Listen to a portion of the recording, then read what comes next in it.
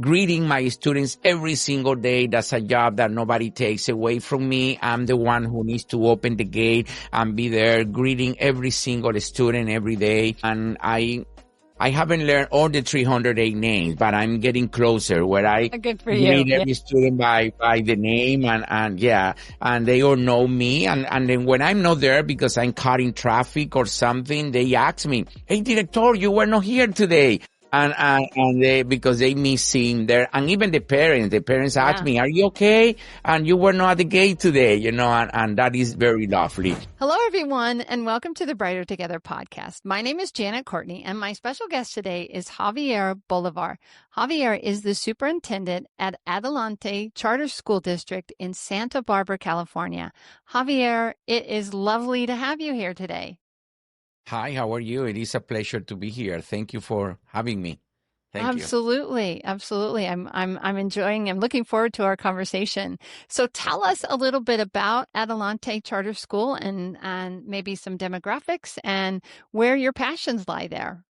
Good. Well, I'm glad to share about our schools. Adelante Charter School is gonna be 25 years old already next month in November. We Congratulations. are getting ready. Thank you. We're getting ready for the celebrations and to kind of honor what we have done and the history of bilingual education in Santa Barbara and also in California. And it's a small school in the heart of Santa Barbara, and about 308 students that we have here. And they come from a variety of backgrounds. We have some kids who are English learners. They come from families who do not speak English. We also have kids who are bilingual because, they are second, third generation, or they are the youngest one in the family and they have already learned English in the preschool or from their other siblings. And we also have English-only students. They come from family who speak no Spanish or no other language at all. So we have basically like a third and a third and a third. So in order to make our program valid, that's what the research says, that a dual immersion program should have a third of each group of kids. In that way, we can have a little bit of everything. Yeah. Nice. We are a dual immersion school, so this starts in kindergarten, it goes the way up to sixth grade, and our kids start in kindergarten by being fully immersed in Spanish. All the instruction all day is primarily in Spanish. The first contact with literacy and with math and all of that is in Spanish. And for everybody, regardless of the student if the student doesn't speak any Spanish, all the instructions in Spanish. They have a few minutes a day, about 20 to 30 minutes a day when they do some English language development, and it's basically oral. They learn about some language skills in English, all of those words that probably do not transfer from Spanish to English, and they learn a little bit of grammar, English grammar and vocabulary, and this is in English, but only for one small portion of the day. As they progress and they go to other grade levels, the amount of English increases. For example, in first grade, the ELD or English language development time is a little longer. In second grade, they have a full period of maybe 45 minutes a day when they take English. And then in third grade, they already started having an English period where they started English grammar and literature. They read in English, but they also continue having math in Spanish. Math is in Spanish all the way from kindergarten through sixth grade. But we also have science, and we study language through science, a lot of science in here in the school. So this is basically what we are. But on the other hand, we are also a well-rounded school. We offer the student a very vast dance program, and arts program, and music program, and of course, physical education. Our students receive one class every day of whether it is music, and the next day is art, and the next day is dance, and the next day is PE. And we also are contracted with a company that is called Explore Ecology. So we are a garden teacher. Oh, and neat. where the kids learn about gardening and planting and seeding and studying the plants. And we have a small garden in the school. That's where the kids the garden class is outdoors, of course. We have a small space that is outdoor. But you're Uh, in Santa Barbara, so outdoors is beautiful. Outdoor is beautiful almost Yeah. every day. So we Yeah. enjoy a beautiful day every day of the year, which is amazing. We are Yeah. so privileged to be here. We are so lucky. So, and our dance class is also outdoors. We don't have a dance studio because, I mean, at the school is small. We don't have a dance studio. So the teacher teaches dance outside. Is outside and of course physical education is outside. Music, we have a music teacher. The only class that is taught in a studio for a classroom just for art is the art class. The students go to that art class, every grade level there is a schedule and they go, one group every day. The teacher has a schedule and the kids go to her class. So that's basically what we have. We have a strong leadership program in Spanish. The school has been in existence for 25 years, like I say, but the last 3 years we have made amazing growth. This is my 5th year in the school. My story is very short or my history is very short with Adelante. That's what I meant, because I only came in 2021 right after COVID. But Okay. we have done amazing growth. Our scores has grown so highly in all areas, in language arts and also in mathematics from the state test. As you probably know, the state tests are taken in English, but we do our instruction in Spanish and all grade levels. But starting in 3rd grade, they do some English, but they take the state test in English in both Wow. subjects, English and Yeah. math. And our kids are doing well. Last year, we received the honor to be one of the California Distinguished Schools in California. Yeah, Congratulations. That's our fantastic. yeah, we had a great attendance. Our kids come to school every day. We have a very beautiful culture where we have no suspensions. We have not sent one single child home in the last 5 years. Wow. So our kids are very engaged and they love being here. And Hmm. we are maintaining above 95% daily attendance, which is amazing for Oh, these yeah. days. So families believe in the school and we are working very hard to be here.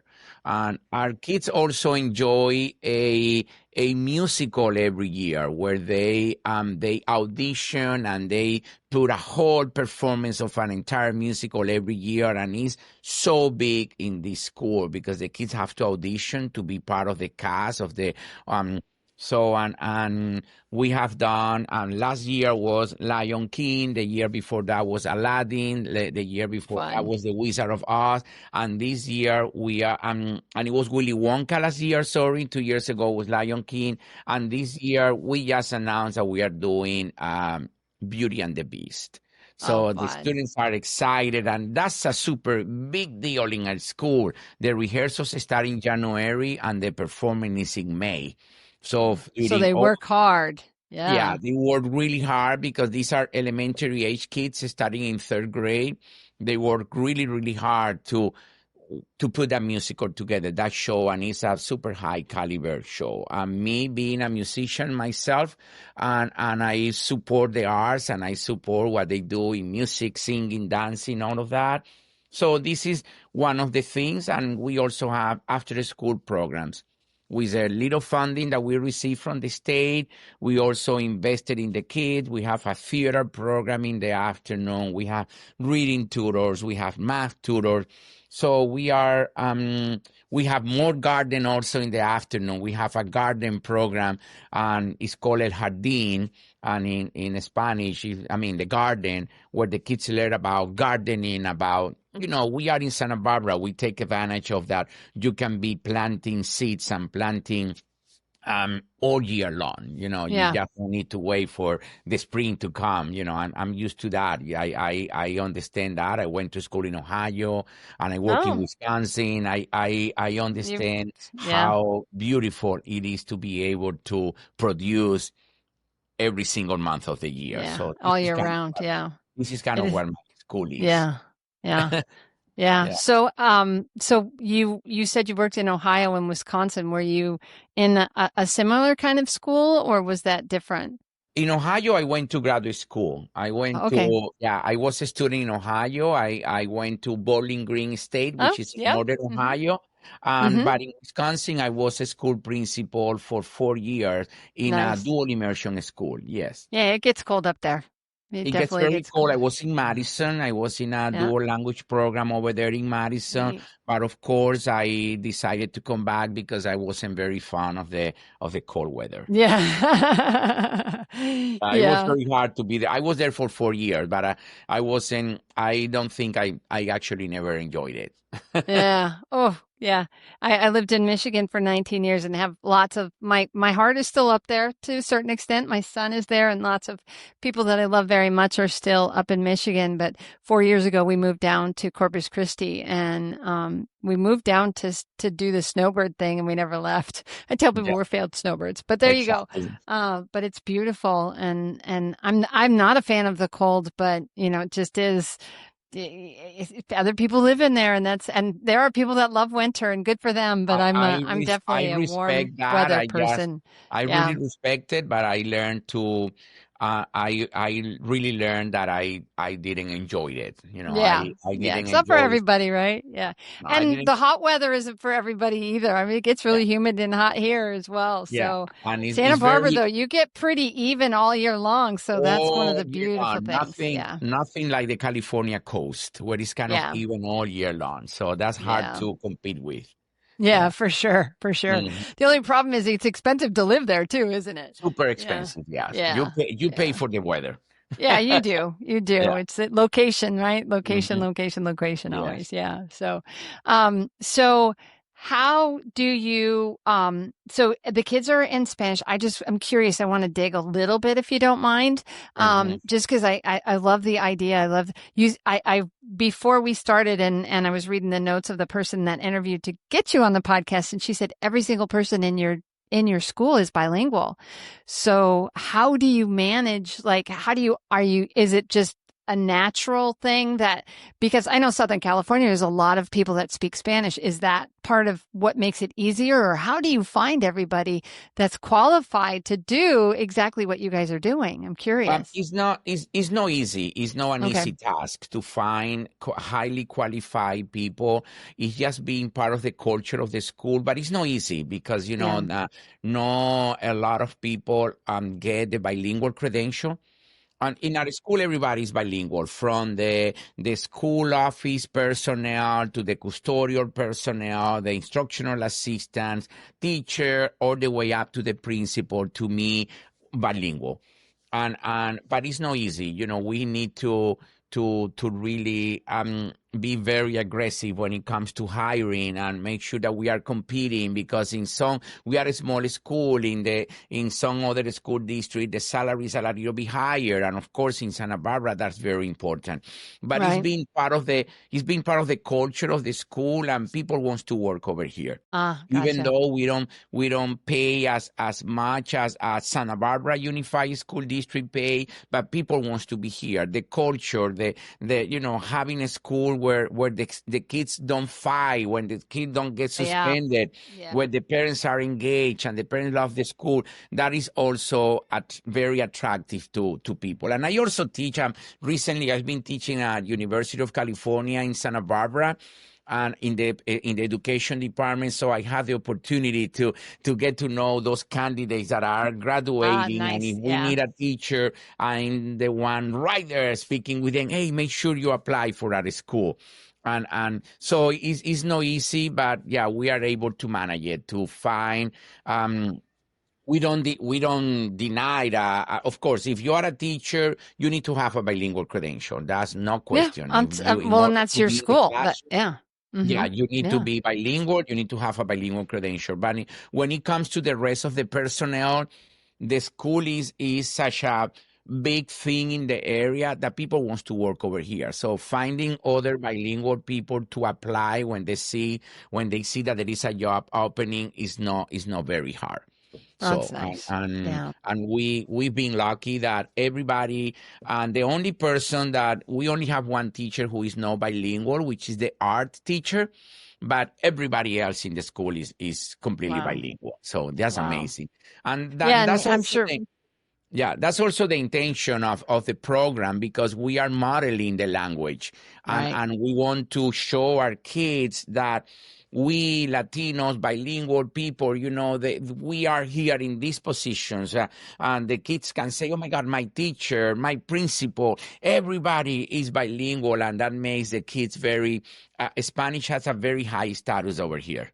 Mm-hmm. Spanish has a super high status because everybody speaks it, and we are and models but we also have some teachers who are not native Spanish speakers, but they are Yeah. bilingual and they work over Yeah. here.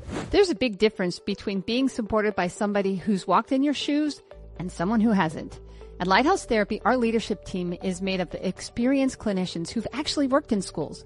We understand the pressure you're under and what real support looks like. That's why our therapy solutions, whether it be virtual, hybrid, or in person, are built with you in mind. No complicated systems or red tape, just streamlined support and seasoned therapists who are ready to make a difference. Learn more at lighthouse-therapy.com/brighter together. That's neat. Yeah. That's neat. Mm-hmm. I wish I was. I'm not. I'm absolutely not. I'm absolutely not. And as a speech therapist, you study language development. Boy, the best way to do it is when they're little. When they're little, get them when they're little. And to be truly bilingual, it's best to do it from the time that they're born, and just start talking to them in both languages for sure. Mm-hmm. And it's the beauty of our brains and how they work. These little kids are just sponges and they soak it all up, and they eventually separate the languages out in their own brain. Those neural pathways figure it out, and it's amazing. It's just truly incredible. No, it is amazing. We raise our own son. We have one child, and we raise him bilingual just in a bilingual home. I didn't learn to speak English until I was 27. So I'm still an English learner. It's very hard. Yeah. I've been dealing with that, since I was 27 years old. But I want the kids to have that privilege and to expand their brain, to expand their horizon as human beings, as citizens, to be able to navigate into different languages. Yeah, and your son probably doesn't have an accent in either language because he learned in them either both. language, and that's the beauty. He turned around this side and he can speak just in English because he was born here, and then he turned on this side and speak in Spanish, and he's with both. He's perfectly, 100% capable of speaking both without. Well, your English is very good. Obviously, it is. I'm it's struggling, beautiful. and every day I try to. I love the accent. As a therapist, as a speech therapist, I love your accent. It's just beautiful. It's a beautiful accent. I struggle, and my son tells me the same thing. Sometimes I say, "Oh my God, I cannot get rid of my accent," and he say, "Dad, your accent is beautiful. Don't get rid of it." Yeah, don't get rid of it. It's part of who you are. It's part of you. Absolutely. So in Spanish, I'm curious because again, this is the speech therapist in me coming out. So when you're teaching, because they're like in English, there are dialects, right? And certainly Spanish that's spoken in Mexico and in Spain and in Honduras or Guatemala or whatever, they all have their own pieces. So what do you standardize to, I guess is my question. We don't use a standard Spanish. Spanish is Spanish, like you just say. When I go to Spain or I got some friends who are from Spain. Sometimes the way they conjugate the verbs is very different, and they use words that I don't use, and I use words that they don't use. But we all understand. In here, most of our Spanish is, of course, Spanish of the U.S. and mostly from Mexico, because however, we have a teacher from Argentina. We have myself who is from South America, from Venezuela. We got another teacher from Venezuela. We have some student teacher who speak kind of the Colombian accent, but it's the same one, and we enjoy having the diversity. But Spanish is Spanish, and of course, like I say, even in Argentina, they when they speak, they conjugate the verbs very differently, or they pronounce words very differently than a person from Colombia or a person from Puerto Rico or something, but it's basically the same. It's the same standard Spanish, but yes, Yeah. maybe more the South American Spanish more than the European Spanish. Gotcha. We don't Just have it's anybody. dialects. It's just dialects. Yeah, it's Absolutely. just dialect. Yeah. We we have a couple of teachers who they are from California and they are Mexican descent, but they went to school in Spain, so they Oh, understand both. But and they sometimes they sound out or they pronounce a word the way that people from Spain do. But we all understand each other. yeah. You know, Yeah. yeah, And it's great that the kids can see that and know that, exactly. and it's just like English. I mean, you speak English actually they say if you're from the Midwest, it's the easiest English to understand. But if you go to the Bronx, they have a very Italian flair there. It's beautiful. Exactly. And you Yeah, go to the South and you get the twang and in Texas, y'all, we talk about y'all, that's yeah, what we do here. But exactly. it's Yeah. just, and I love that because it's just a part of what makes America so beautiful is that there's Hmm. so many different Yeah. ways that people live and yet we are all here pulling for the same thing, which is beautiful. So, I I I love what I you're always doing. I always recommend a book by her name is Kim Potosky. She wrote a book that is called The Spanish in the USA, and it's a big book and I read it with my students at the university because I want them to understand that there is only one Spanish. And when some of our kids who are Mexican descent and they go to Mexico and they kind of make fun of them because they don't speak the right Spanish, but they do. It's just a different Spanish. It's the Yeah. Spanish of the U.S. that mixes with a lot of English words and a lot of, but it's still Spanish. And as far as you can understand the message, it is okay that the linguistics say. The linguistics Yeah. say if you understand the message, it's okay. You can Yeah. communicate. I'm always impressed with people, and I have some really great friends who in Corpus we have a lot of Spanish speaking, a big Hispanic population here, which I'm learning because I was up in Michigan. I Mhm. had a little bit of it, but not what I have down here. And I've made some really great friends who are bilingual, and Spanish is their first language, and English is their second Exactly. language, Yeah. but they switch. They'll be talking in Spanish and immediately switch to English. And I'm like, ugh, I covet that. It's one of my biggest sins, right? I'm coveting Yes, it, but and I and love that's it because they that is can. part Yeah. of the Spanish in the U.S. is called code switching. They are always switching the code, and but if you are bilingual, you understand. If you Yeah, switch the code, it doesn't matter because you can still follow. That's one of the beauty. However, it you is. need Yeah. to make sure that, like I tell my students all the time at the university, you need to always try to go to the next layer in Spanish so that you can actually sustain, pretend that you are in a job interview in Spain or Mexico or Argentina. You cannot be switching the code because they're not going to understand you and they're going to say that your Spanish is no good.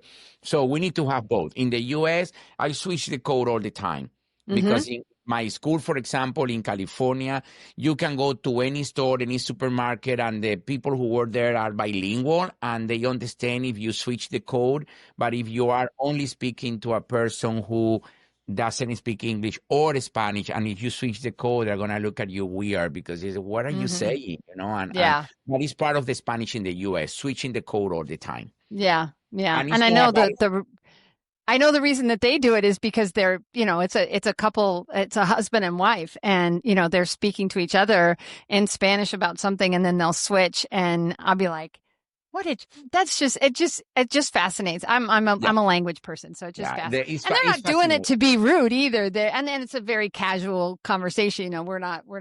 But I love the fact that you're teaching people that is something that isn't appropriate in all situations as well, which is Hmm. great. Yeah, Yeah. you need to understand that it could not.